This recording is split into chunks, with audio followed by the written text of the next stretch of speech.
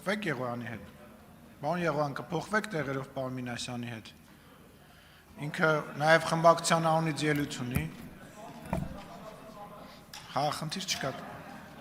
Չար նախանձ էլի։ Պարոն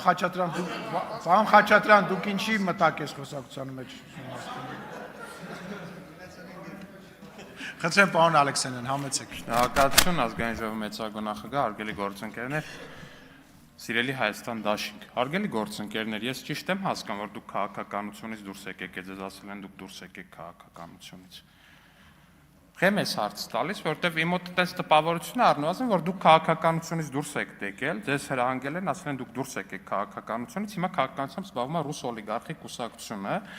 ըստ երևույթին գնահատելով ձեր անցողիկ շեմը հաղթահարելու շատ ցածր շանսերը, որովհետև առնվազն ձեր քաղաքական պասիվությունը տեղից մի ընդհատեք։ Դե առավել եւս ուրեմն մի խոսեք տեղից, երբ որ ես այս տեղից խոսում եմ, խոսելու բան ունեք, գնացեք ուրիշ տեղերից։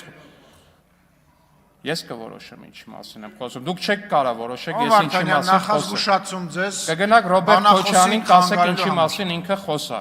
Պարոն Ալեքսանյանի րոպեները վերականգնեք, խնդրում եմ։ Նորից, խնդրեմ, պարոն Ալեքսանյան։ Շնորհակալություն։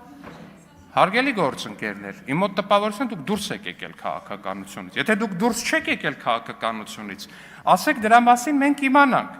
որովհետև ակնհայտ է, որ անցողիկ շեմը հաղթահարելու ձեր շանսերը շատ ցածր են, ամբողջ տրամաբանությունը հուշում է, որ ձեզ ասել են դուք քաղաքականությունից դուրս եկեք, մի խոսեք, մի երևացեք, դուք ընդդիմադիր դաշտի ռեյտինգն եք իջացնում, ձեր փոխարեն հիմա ձեր մյուս թևը պետք է զբաղվի քաղաքականությամբ ռուս օլիգարխի կուսակցությունը,